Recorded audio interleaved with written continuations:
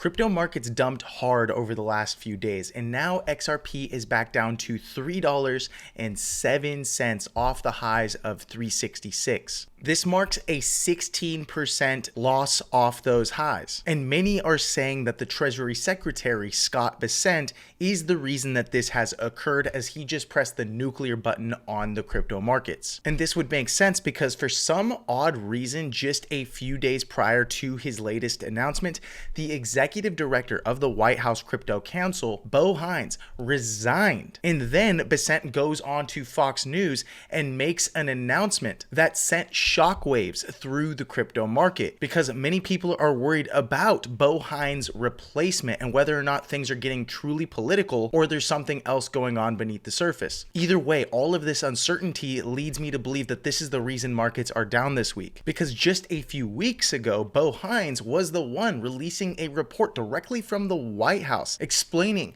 how the US would charge forward in adopting crypto technologies, and how in this 166-page digital asset report, crypto was mentioned 391 times, Bitcoin was mentioned 130 times, and even DeFi was mentioned 32 times. Now, it's important to remember this is the very same Bo Hines who stated that the crypto industry would probably go to 15 to 20 trillion dollars after stablecoin legislation becomes law. And here we've arrived. We have stablecoin legislation now. And right now, the crypto market sits at almost $4 trillion.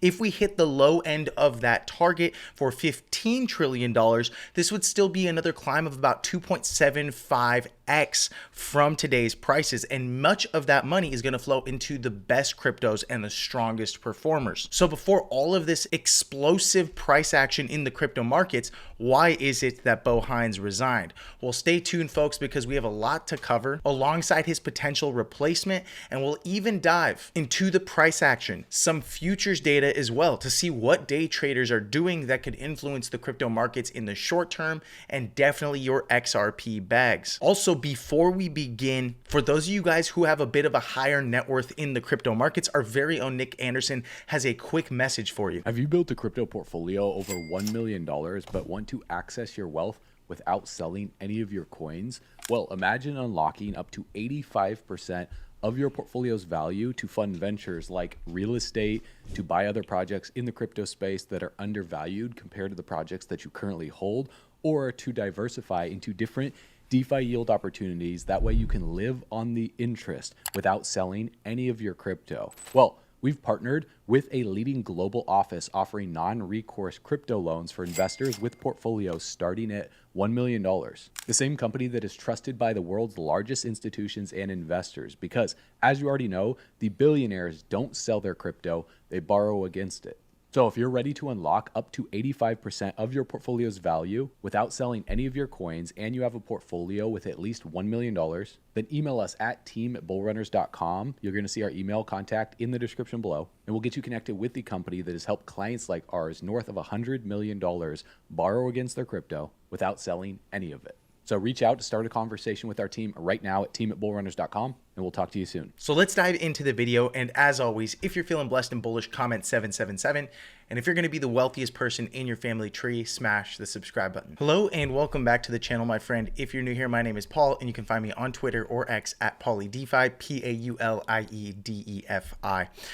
Here is a quick post that explains why the markets might have been down over the last couple of days. And this is due to fears on the fact that we're going to get a lot less governmental support on the buy side, as earlier in the day yesterday, the U.S. Treasury Secretary Scott Bessent admitted the obvious: the US will not be buying any Bitcoin. In other words, statement like this can actually create a bit of a ripple effect in the market, causing fears, and arguably when markets are fearful, they end up selling. As the post goes on to state, as he predicted, the government strung the naive Bitcoiners along with a fake narrative about building a strategic reserve. In reality, it was nothing more more than a holding pen for seized Bitcoin, something that's existed for over a decade. No new policy, no strategic move. And again, when Bitcoin tends to dump, so will XRP in most situations and circumstances. And even when you actually look at the Bitcoin holdings of the United States,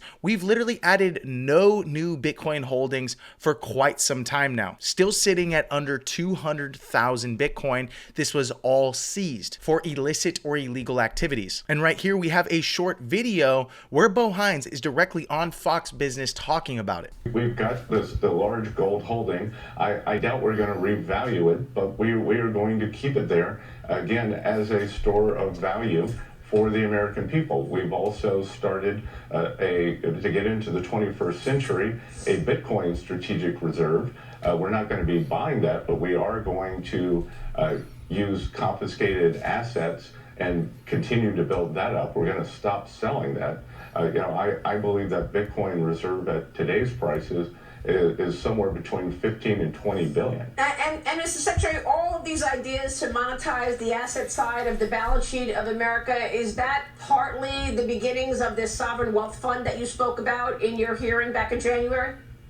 I think that these are all standalone ideas, and that as we get more into them, it will require legislation. We'll do it through statute to create a fund to hold these and to oversee them in a good way for the American people, for future generations. Now, it's important to note the actual timestamp of when he said this. This occurred on August 14th at 8:16 a.m. Eastern Time, 5:16 a.m. Pacific Standard Time. And as he came out and made these statements, a lot of people started spreading rumors that this is the actual reason Bo Hines resigned. Because even with that White House digital assets report that they put out, the White House was not doing enough to really be backing crypto, which would make it a serious uphill battle.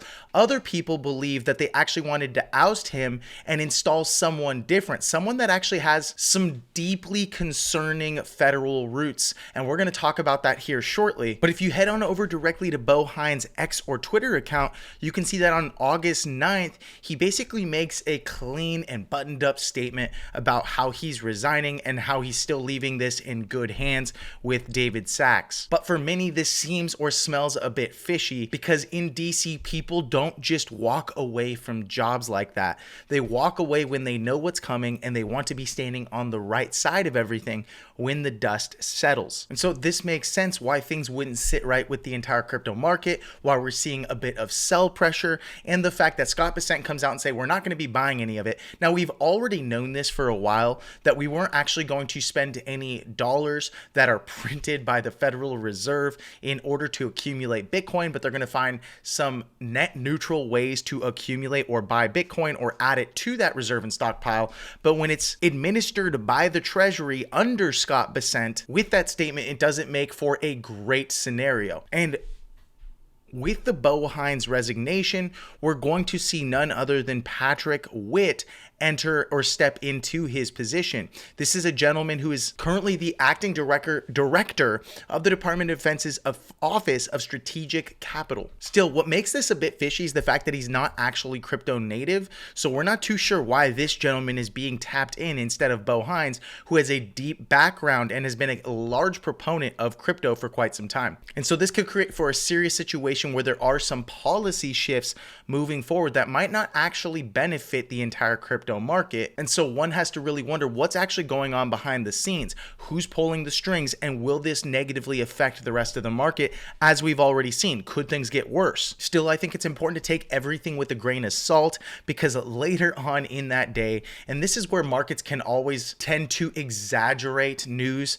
or can become a bit too skittish when it's not even necessary, because later in that exact same day when he went on Fox News, Treasury Secretary Scott Bessent basically made a statement saying Bitcoin that has been finally forfeited to the federal government will be the foundation of the strategic Bitcoin reserve that Trump established in his March executive order. In addition, the Treasury is committed to exploring budget neutral pathways to acquire more Bitcoin to expand the reserve. In other words, if they can create or produce income, which is what government should always do instead of taxing their citizens into damnation. Creating opportunities to make money or dollars in order to then buy and accumulate Bitcoin is the way to go about it. And ultimately, their goal is to make the United States the Bitcoin superpower of the world, which leads me to believe at some point in the future, yes, the United States government is going to be the largest governmental entity or holder of Bitcoin, probably to the tune of 500K Bitcoin to even potentially 1 million Bitcoin. And all of this buy pressure is going to drive the prices of everything in the crypto market up. And yes, also XRP, as it is one of the largest cryptos by market cap, easily has one of the strongest narratives, some of the strongest diamond hands, and is a US based company that is really starting to put themselves into the forefront of virtually every single unilateral business model in the entire world of global finance. And so this one statement is actually quite bullish, and I just don't think the market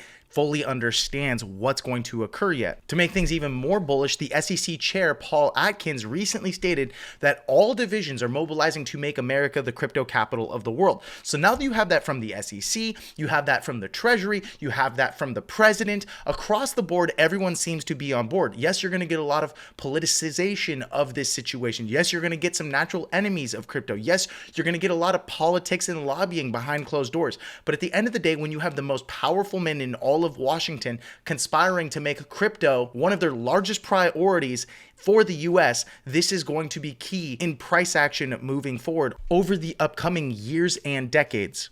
And if you recall, Treasury Secretary Scott Bessent has mentioned that the largest holders of US Treasuries or debt in the future will be stablecoin issuers. In other words, having stablecoin legislation is key moving forward for not only dollar dominance for the crypto market, for money entering your favorite cryptos like XRP, for the stabilization of the US economy, the global economy, and even potentially halving the debt over the course of his tenure as Treasury Secretary. And this is quite a bit of money that is going to enter the crypto market through stablecoins. When you consider the fact that US debt is one of the largest and most sophisticated markets in the world, much of it is held by major institutional players. Some include mutual funds, depository institutions, even US households are holding US treasuries through bonds, through their wealth managers, and even pension funds alongside other governments. So imagine the demand that is going to enter through stablecoin issuers holding more than virtually all of these different US debt holders. Truly, this is starting to look like a once in a lifetime opportunity. So if anything, the dips that we've seen recently are actually more so opportunities for buying. So let's go ahead and dive into the price action really quickly. So here we're looking at the price action on XRP as it put in a range high, or actually a new all-time high at $3.66, both on the 18th and the 21st of July. Since that point in time, we've been in an intermediate term downtrend. And this isn't the first time we've seen price action like this. It's always a bit scary to start to enter a market when we see a pretty rapid dump from about $3.35 all the way down to $3 in a matter of a few days. So that said, people have been reaching out and asking, should they be buying a dip? Should they be waiting? Where should they wait for an entry into an explosive move up? Is that going to occur? What's going to happen? So that said, I'm going to go ahead and try to divest as much of the information that I can see based on the price action and the chart to give you a better view and an understanding of what occurs next.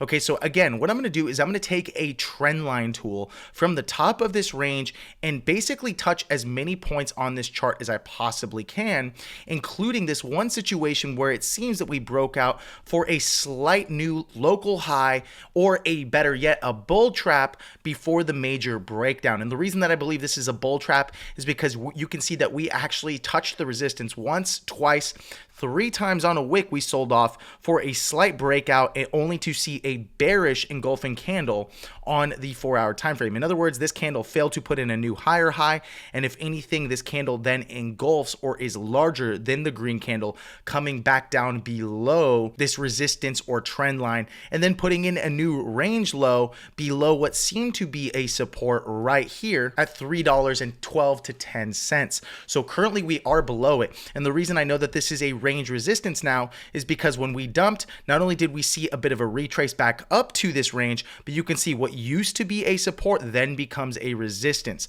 So yes, things look relatively bearish, but when you actually zoom out, you can see that we do have a decent amount of support in these ranges above $3, considering we have a bunch of support going back here in January of this year. We have even more support in July of 2025, and the one time on the strategic crypto reserve that Trump mentioned back in March, you can see that we pumped extremely hard up to about $3, only to see the market use that point of resistance to sell into.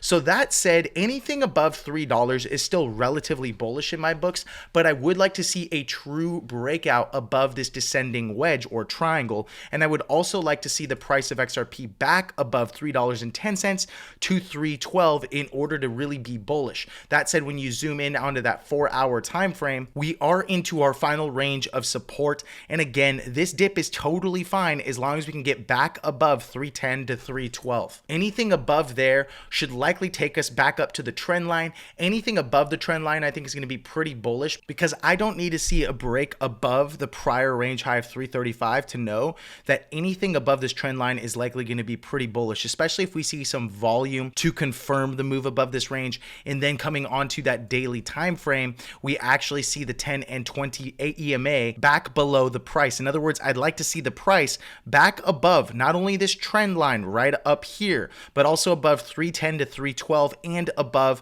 this blue EMA or moving average and the 20 EMA. Either way, things are relatively bullish long term. It's just that in the short term, I wouldn't be adding any risk to my positions. So if I remove all of those drawings, pretty straightforward and simple. We have a confluence of situations here or indicators leading me to believe that we definitely need to get it back above 312 in order to see some relief on XRP, and then most definitely above this trend line to potentially see a new move for a new high. But when you look at that daily time frame, you can see that we still have not closed or broke above that trend line. So there's no reason to really add to risk here. If you've been waiting to buy a dip, this might not be the dip that you really want to toss a boatload of money behind, because it's not really in a healthy buying range yet. And this is something that I actually mentioned for our students this week before the dump over at Altcoin Pro University on my live technical analysis Tuesday call. So if you want to check that out and you would like to be on live calls where I actually train you in person on our own private calls, last week's call was about 2 hours long.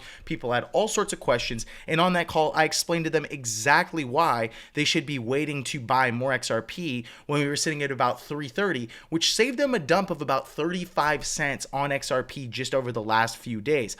Either way, you can check that out by going to altcoinpro.com. We'll have a link in the description. But here I am telling you right now, still not the best time to go and enter with a boatload of size.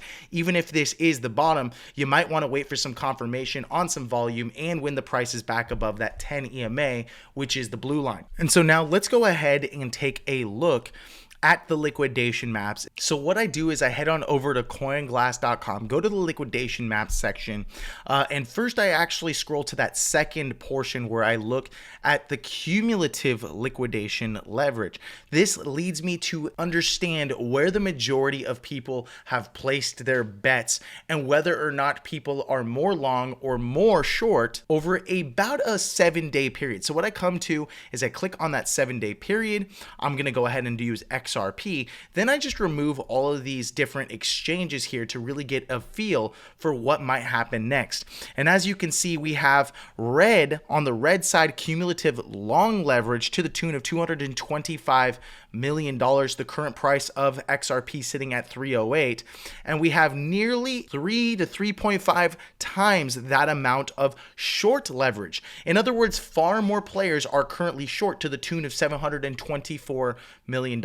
And so if the price of XRP pumped hard to $3.41, which would be just above our prior range highs over here back on August 8th, they would be liquidated. And that is a lot of money that would be liquidated. Now, I'm sure some people will probably reallocate or sell their positions before it hits that point in time. But this leads me to believe we're potentially going a little bit further down, maybe back down to $3 yet again one more time before we break for a range back into the trend line. So this is why I'm just waiting. Now, that doesn't mean that has to occur, but what I found is this is actually a pretty good tool to know what's going to occur next. And so that said, I am pretty bullish in the long term with all of the governmental support and regulation. But in the short term, we might be chilling out for the rest of August. So what are your thoughts? What do you think is going to happen next for XRP and the crypto market?